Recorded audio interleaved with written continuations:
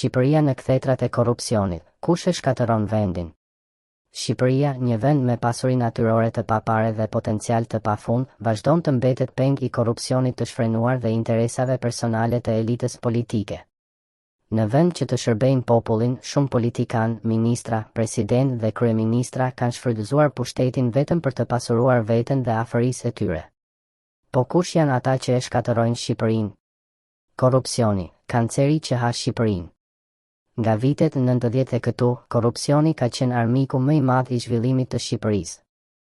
Miliona euro janë shpërndarë në projekte fantazm, tender të manipuluar dhe rishfet të maskuara si investime. Ndërsa qytetarët vuajnë nga mungesa e infrastrukturës, shërbimeve mjekësore dhe arsimit, politikanët ndërtojnë vilat e tyre me para publike. Kryeministrat që premtojnë riformë, por vetëm shtojnë borxhin kombëtar. Ministrat që blejnë makinat e tyre luksoze me buxhetin e shtetit. Deputetët që votuan për rritjen e pagave të tyre ndërsa pensionistët jetojnë me 7.000 lekë në muaj.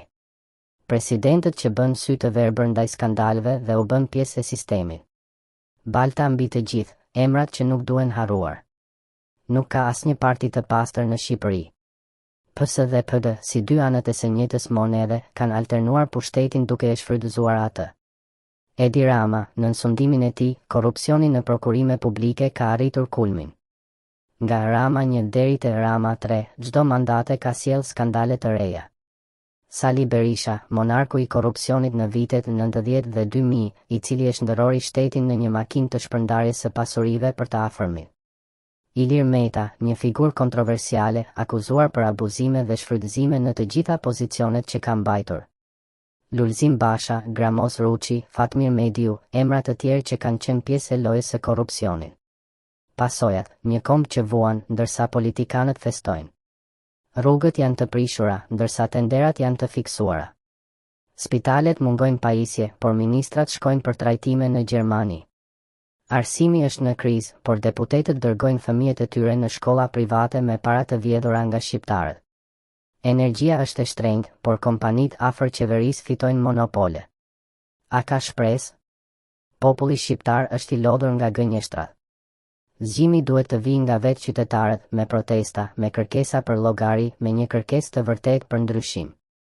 Korrupsioni nuk është fat, është krim. Koha për të heshtur ka mbaruar. Çdo politikan që ka vjedhur nga shteti duhet të ndëshkohet, jo të nderohet. Shqipëria nuk i takon asaj pakice që e ka grabitur, ajo i përket çdo shqiptari që e do atë e tij. Ju lutem, ndani dhe bëni zërin tuaj të dëgjohet. Ky artikull është një alarm për gjendjen aktuale të Shqipërisë. Nëse ju pëlqen, përhapeni, të vetmit që mund të ndryshojnë Shqipërinë jemi ne.